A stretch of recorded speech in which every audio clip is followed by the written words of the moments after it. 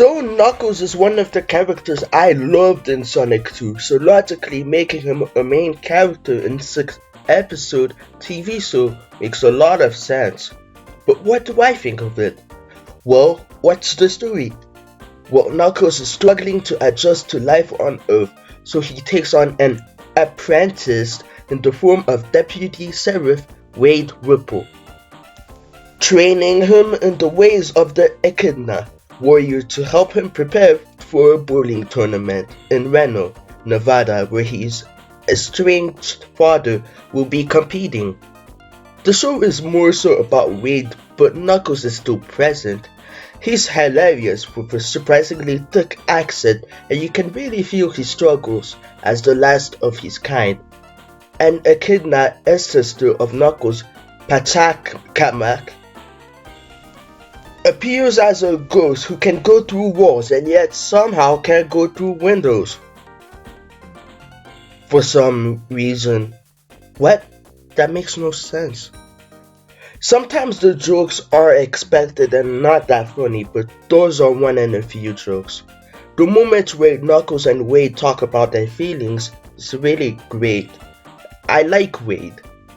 Kid Cudi is great as a villain. His performance is just amazing. He was definitely having a great time. Even though the shift in director is jarringly obvious, almost as jarring as Wade watching Bad Boys. Wait, what?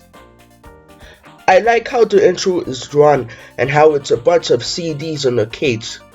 CDs nut. Although I do gotta add, Wade could have been doing the rescuing and gotten over with it if he wasn't in his own Steven Seagal-like fantasies about himself. Just saying. Also, hello! Wade has one of the gloves, yet he never uses it? Use it, you dolt! Use it! The licensed songs are also very forced, and just like the Sonic movies, there isn't much Sonic music, which blows, but hey, the special effects are really great, and the writing flows really naturally. And just like I said earlier, I really enjoy Wade and Knuckles' friendship. Good stuff, man. Good stuff. I hate Wanda. Hate her with all passion. She literally brags about how cool and insane her life is, and that Wade is just a dumb doodlehead. Why? Look at me. My life's perfect. You suck, Wade. Lady, please shut up. She's also a terrible, horrible person that I wish did not exist. Wanda is a terrible person. But on the lighter note, they got a Big Lebowski reference. Yeah, baby. And a TMNT reference too. Whoa! And Wade's mom is such a badass. There's also this part where Wade finds out where Knuckles' true strength is by being him in a rock stage performance. Even by Sonic's non-existent standards, that's just weird. And the whole thing plays out like an absolute mindfuck. It's so bizarre. I won't deny the music is catchy and the sequence is an absolute sight, but I'm sorry, what the hell am I watching? I love it. It's so out there and odd that it wraps back around to being glorious. Easily one of my favorite moments from this show.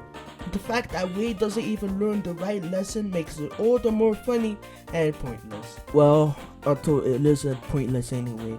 And it's even more satisfying when we see Wade finally manage to beat his old bowling partner.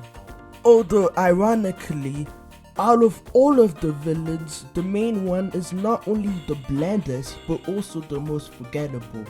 The others were not only more endearing but more entertaining.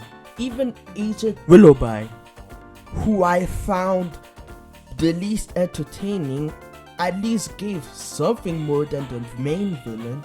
Although the dad is a big jerk, the biggest of all time, it's something that's been done in this style before. So it wasn't surprising, and I even predicted it. But the action scenes are really well choreographed. Even Wade's victory bowling and his team up with Knuckles against what's his name ended up being so fun and satisfying. So overall, keep your expectations low. Don't expect to be something you want it to be, and just learn to have fun. Because after all, he's hard as nails, and it ain't hard to tell.